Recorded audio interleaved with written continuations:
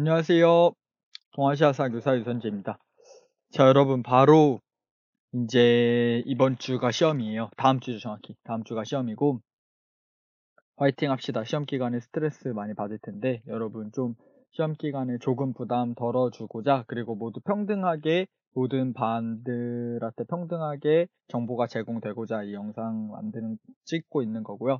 우리 일단 조선사의 흐름 보면서 쭉 밑줄 칠 부분 밑줄 치고 가도록 하겠습니다.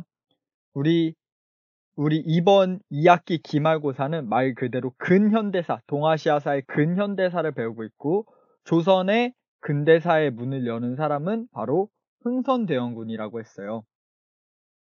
그래서 흥선대원군은 집권 당시 통상수교를 요구하는 프랑스와 미국을 격퇴하고 통상수교 거부 정책을 시행했다고 했죠. 통상수교 거부 정책을 시행했으나, 그러나 흥선대원군이 물러난 뒤 고종이 집권하게 되고, 고종이 집권하고 일본이 운요 사건을 일으키죠. 여기 일본 운요 사건 쭉 나와 있습니다. 일본이 운요 사건을 계기로 우리는 강화도 조약을 맺게 된다고 했어요.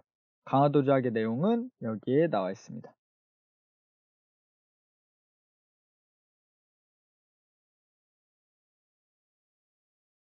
여기 강화도 조약의 내용 여기 나와 있고, 그래서 흥선대원군이 어떤 정책을 했는지, 그리고 여러분, 저는 사교육을 절대 근절하기 위해서 교과서를 넘어서지 않았어요. 정말로 교과서를 넘어선 문제는 없는 것 같아요. 교과서를 넘어선 문제는 없고, 교과서만 우리 잘 보면 돼요. 흥선대원군은 통상수교 거부 정책을 했다. 그러다 흥선대원군이 물러난 뒤 고종이 직접 정치를 하면서 개항의 필요성을 느꼈고, 그때 일본이 운요 사건을 일으켜서, 운요 사건은 일본이 이 우리나라한테 개항하라고 거의 반협박적으로 근대식 함선 이끌고 와서 반협박적으로 들이댄 게 운요 사건이고, 운요 사건으로 강화도 조약이 체결되었고, 강화도 조약의 내용이 여기 있습니다.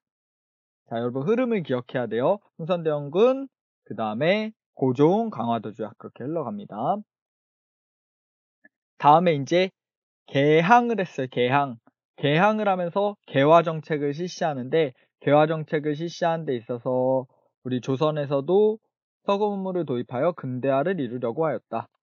이 개항을 하면서 개화정책을 하면서 했던 게, 일본의 수신사와 조사 시찰단을 보내서 이 세계 정세에 대해서 알아보도록 하고, 청에는 영선사를 보내서 근대 무기 제조법을 배우게 했다고 했어요. 그리고 이렇게 이렇게 개화 정책을 총괄하는 기구가 바로 통리기무아문입니다. 통리기무아문을 설치하고, 그리고 신식군대인 별기군도 만들었다고 했죠. 이렇게 개화 정책을 하는데, 이 개화 정책을 구식군인들의 불만으로 개화 정책에 대한 구식군인들의 불만으로 일어난 게 이모군란이고요. 이모군란을 진압한 게 누구라고 했죠?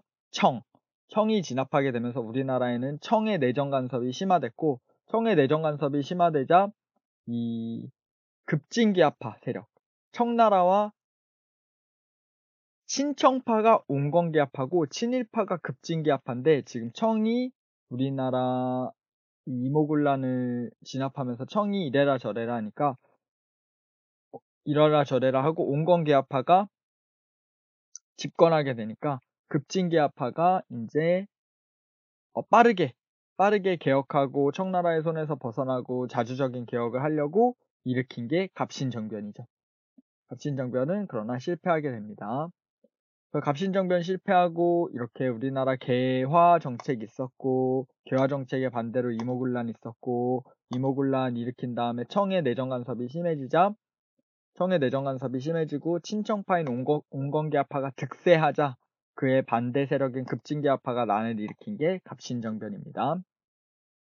그리고 앞에서 이 강화도 조약 이후 이모군란, 갑신정변 있으면서 우리나라 엄청나게 많은 배상금을 일본한테 물게 되고, 청나라한테, 중국한테, 청나라한테 기대게 되면서 우리 사회는 굉장히 백성들이 먹고 살기 힘들었었어요.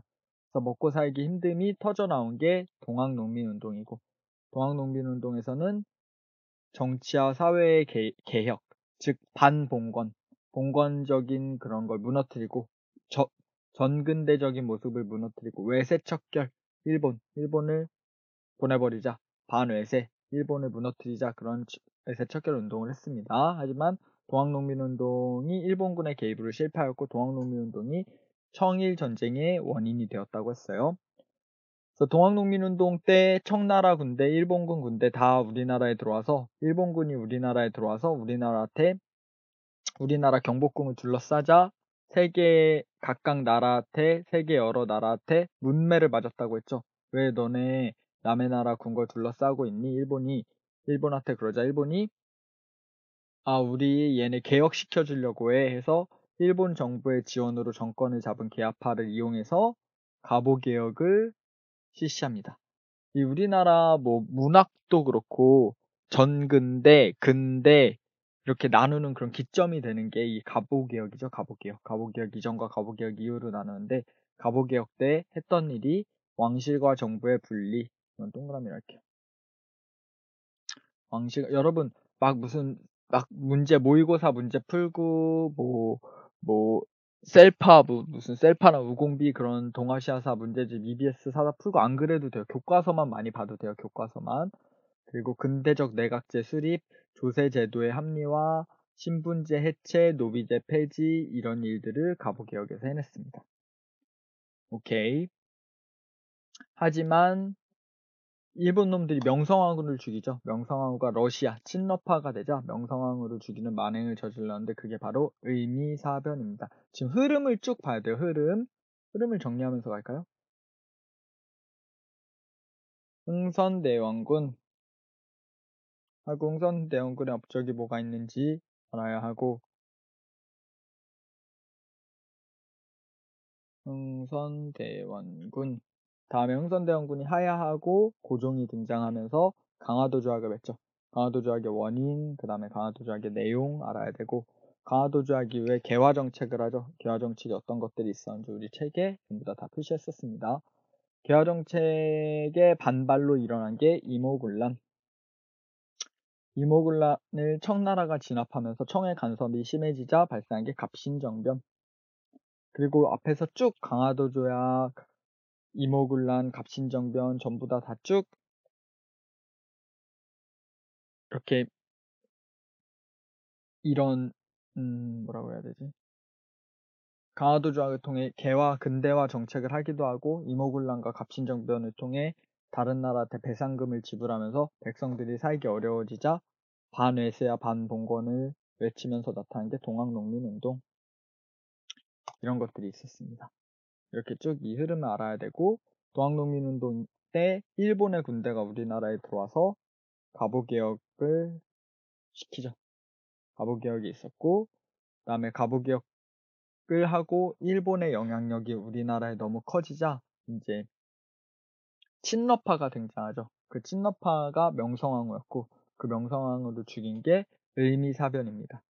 그래서 의미사변 이후에 고종은 우리나라에서 살기 싫었어요. 왜냐면은 자기 부인이 죽었기 때문이지 우리나라가 아니라 그 경운궁에서 살기 싫었어요. 그래서 고종이 거처를 옮긴 게 아관파천이죠. 도망간 거죠. 자기 부인이 죽자 도망간 게 아관파천이고 도망가자 이제 우리나라 이권을 우리나라 왕이 없는 상태니까 우리나라를 대표하는 왕이 없는 상태라 외국 사람들이 우리나라 나무 채굴권 무슨 뭐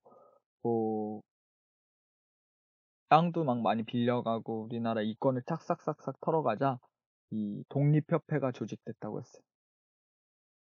그 독립협회에서는 만민공동회 개최해서 문명 개화 자주국가 수립을 위한 개혁운동에 나섰다. 정부의 의회 설치를 요구하였다. 열강의 이권 침탈에 반대하였다. 독립신문을 창간하였다. 이런 거 알면 됩니다. 근데 독립협회가 잘 해 나가자 이 독립협회를 해산시키고 고종이 이제 자기의 신변의 위협을 느끼게 된 거죠.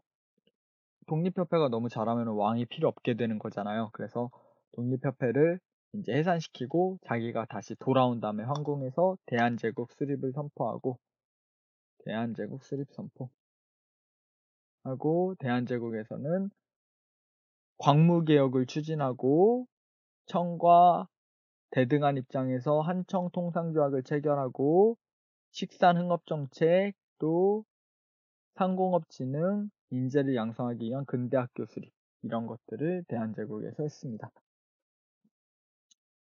오케이. 자, 여기까지 끊어갑시다. 여기까지 끊고 그 다음에 1, 2로 나눠서 할게요. 이 다음에 이제 일제강점기 이후 일본한테 먹히는 과정과 일제강점기를 나눠서 보도록 하겠습니다. 여러분 시험 기간 화이팅 하세요.